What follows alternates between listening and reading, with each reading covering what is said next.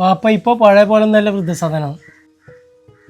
അവിടെ നല്ല റൂമുണ്ട്, ഭക്ഷണമുണ്ട്, നോക്കാൻ ആളുണ്ട്. നിങ്ങൾക്ക് അവിടെ ഒരു കുറവുമില്ല. നിങ്ങളെ ദുബായിക്ക് കൊണ്ടുപോകാൻ പറ്റാത്തതുകൊണ്ടല്ലേ ഷിനുവിനെ അവിടെ നിൽക്ക് മാത്രമേ വിസ കിട്ടുള്ളൂ.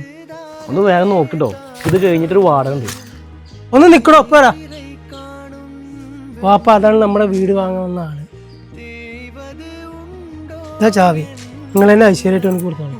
ഇത് വിറ്റ് കഴിഞ്ഞിട്ട് എല്ലാ പ്രശ്നങ്ങളും തീരും ചെയ്യും.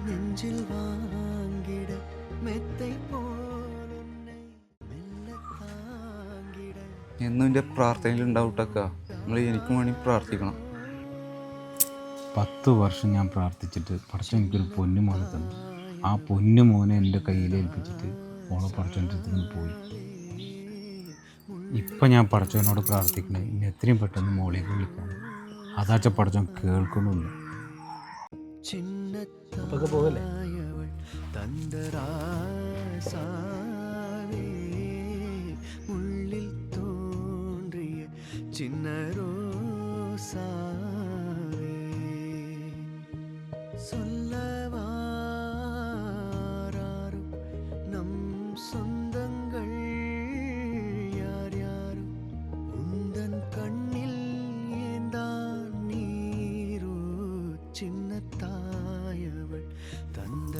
ഇക്ക, പടച്ചോൻ വിളിക്കണവരെ എൻ്റെ കൂടെ നിന്നൂടെ?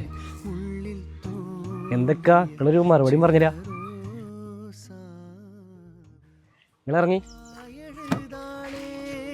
ഇക്ക